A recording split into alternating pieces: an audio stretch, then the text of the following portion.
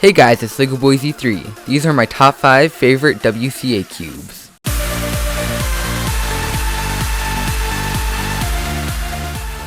So today I'm going to be showing you my top 5 favorite puzzles that are in the World Cube Association. And if you don't know, that's basically the group that sets standards for Rubik's Cube competitions.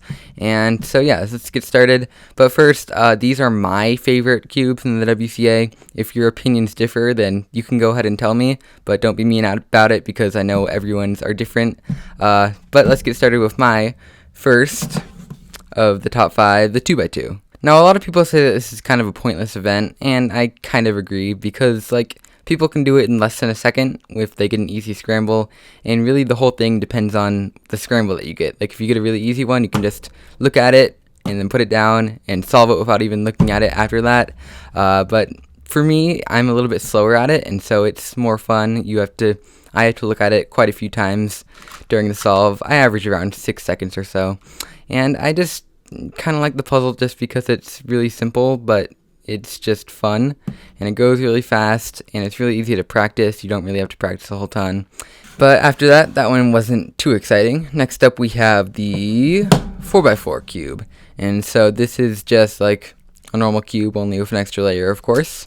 And the reason I really like this one is because it, kind of for the opposite reason of the 2x2, it takes longer and it's harder to improve, but that also means that it's more rewarding when you do good. And I'm a little bit better at this than a couple of the other cubes, just because not as many people do it, and not as many people get fast at it, because it's a little bit more difficult and it takes more practice, of course. But I really just kind of like speed solving this puzzle just because it's complex and it uses a lot of strategy to try and do things the most efficient way that you possibly can. This one you just have to learn a bunch of algorithms. This one you just have to learn how to do it fast. And so it's really kind of a different event for me than anything else like 3x3. It's that 3x3 you just kind of learn algorithms and get fast. This one you just have to learn how to do it strategically so you can do it the most efficiently as possible, because it does require a lot of moves whichever way you do it. And so next up on the list, I just mentioned it, the 3x3. So this is just a classic one, and I decided to place it right in the middle of this list because I like it a little bit better than these two, but not quite as much as these two. And so the 3x3 is just the basic puzzle. I really don't have a ton to say about it, but it has to be pretty high on this list just because it's kind of one of everyone's favorite events, because, I don't know, it's just a 3x3, and no one can hate 3x3 just because it's just the classic event. Now, another thing about this event is I'm actually not very good at it.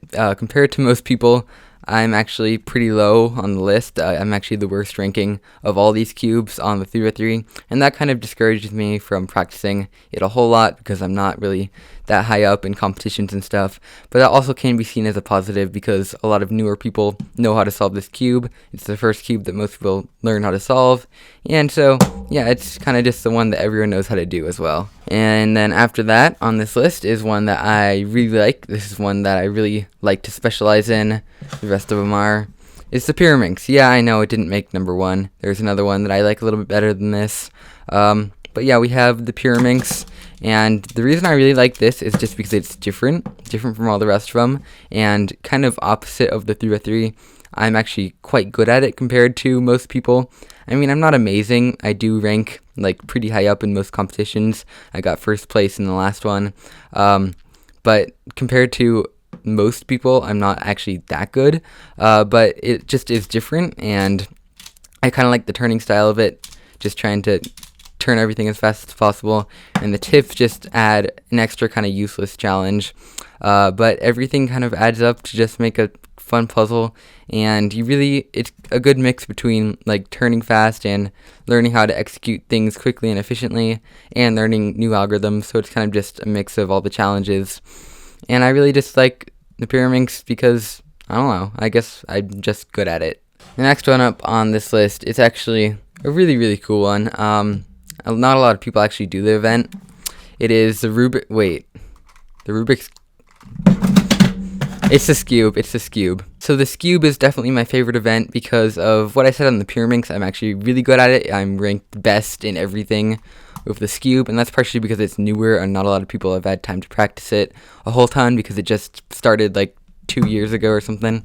compared to all the rest of these, which have been here for years and years and years. But the turning style of this cube is unlike anything else.